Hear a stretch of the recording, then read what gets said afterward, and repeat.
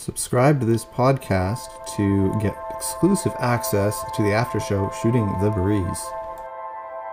Today we're going to be covering a topic that is very sensitive and it may trigger some people, and I apologize if it does trigger you, but I think this is a really, really important message for both parents of children who are Christian as well as non-Christian.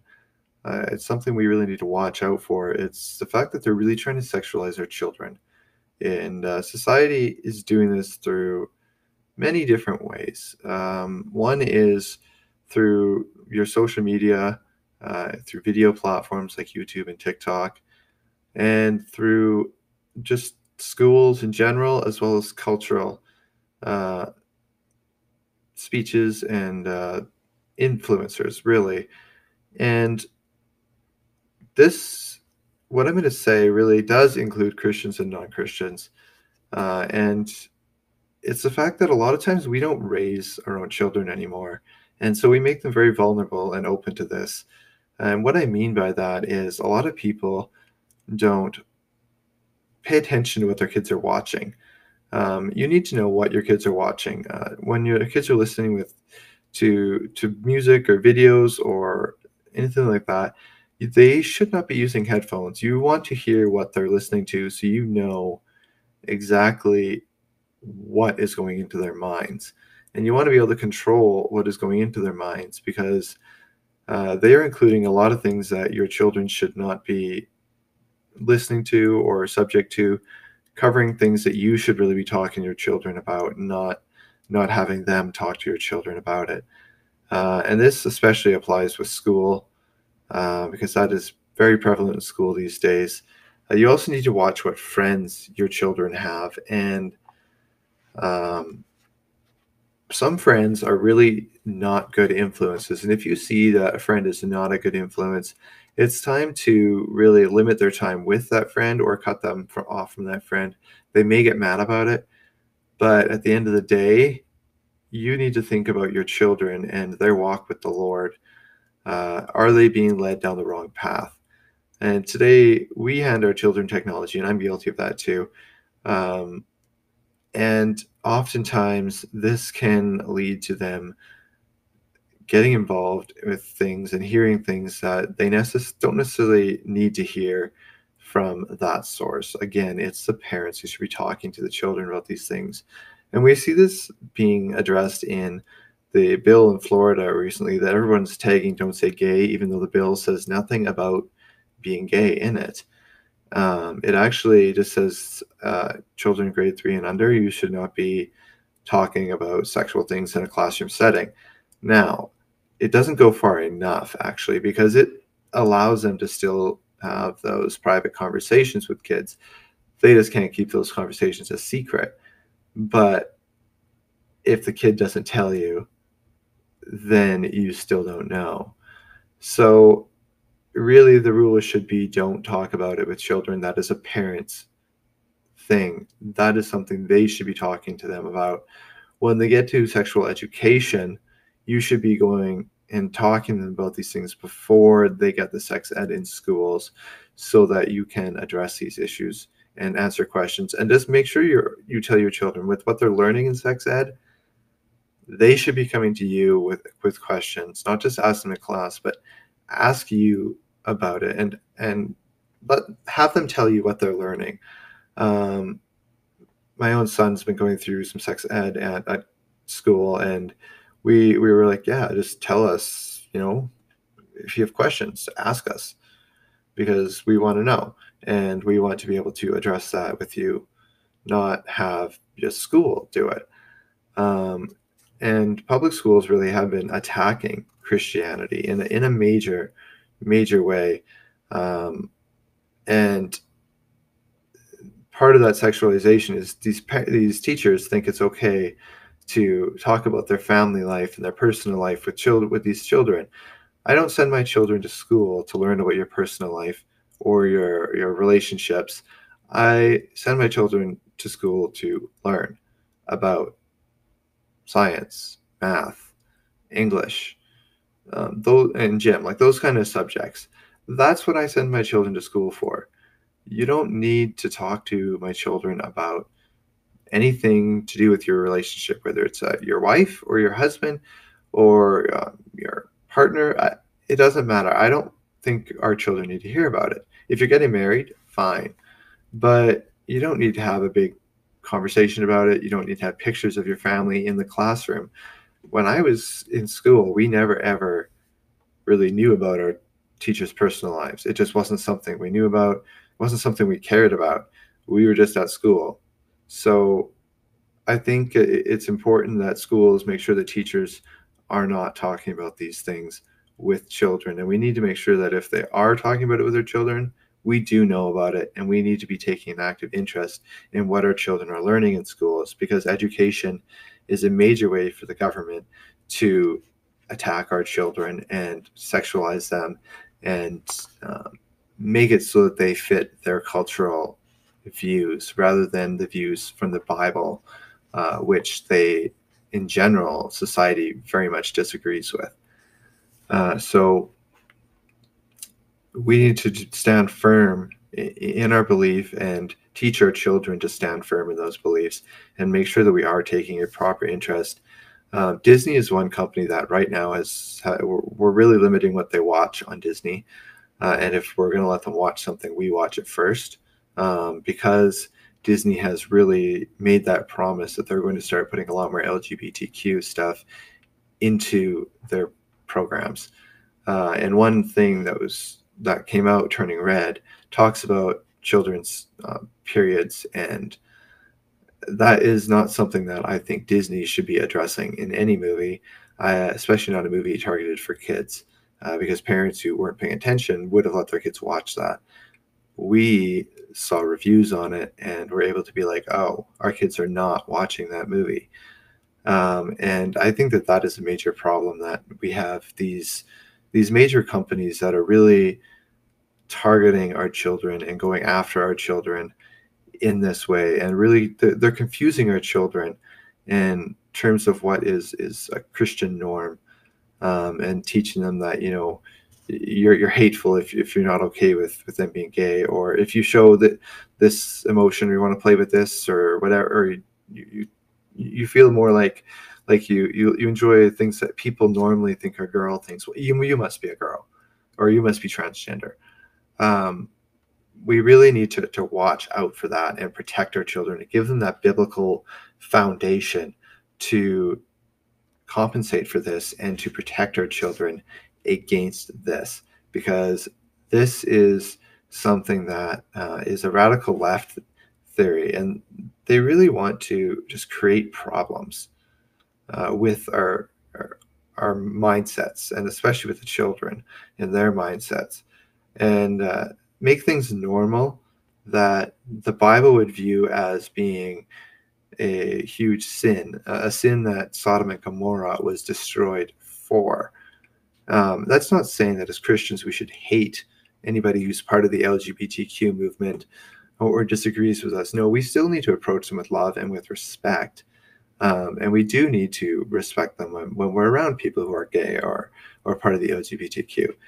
That's not to say we should accept what they do, nor should we teach our children that it's okay to be part of that, because they need to know the difference between what is biblical and what is cultural, because cultural norms have led us astray in many, many cases, and we saw humanity destroyed because of it. Again, Sodom and Gomorrah is a good example. Adam and Eve in the garden, they sinned, so they were sent out. The earth was completely full of sin, so God completely destroyed everybody except for 8 people in Noah's Ark.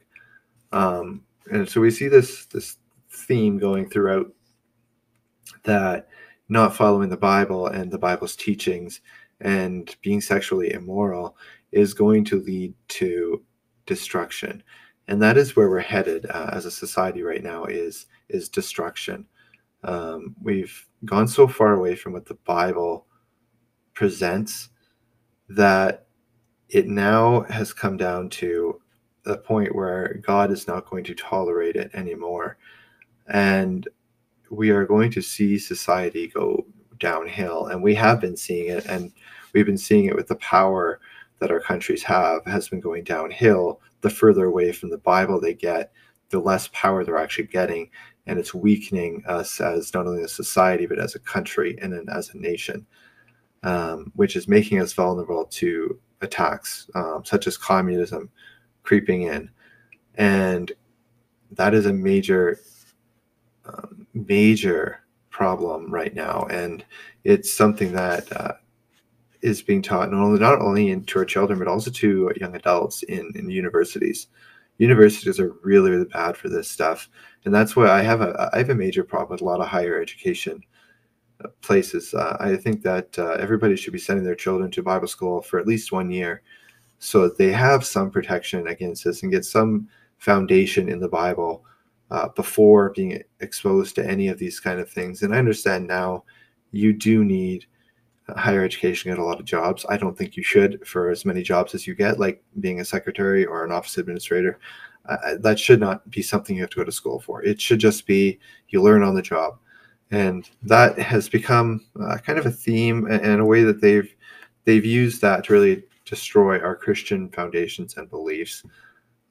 So we really, as a church, need to be protecting against this. And as a church, I don't think we do a good enough job about that. If we look at what Jesus had to say about children and protecting our children, it says, "Whoever receives one such child in my name receives me. But whoever causes one of these little ones who believes in me to sin, it would be better for him to have a great millstone fastened around his neck and to be drowned in the depth of the sea." And that's Matthew 18:5-6. And that is a key verse, because it just tells us how much God and Jesus care about children and how important they are, because they are the next generation.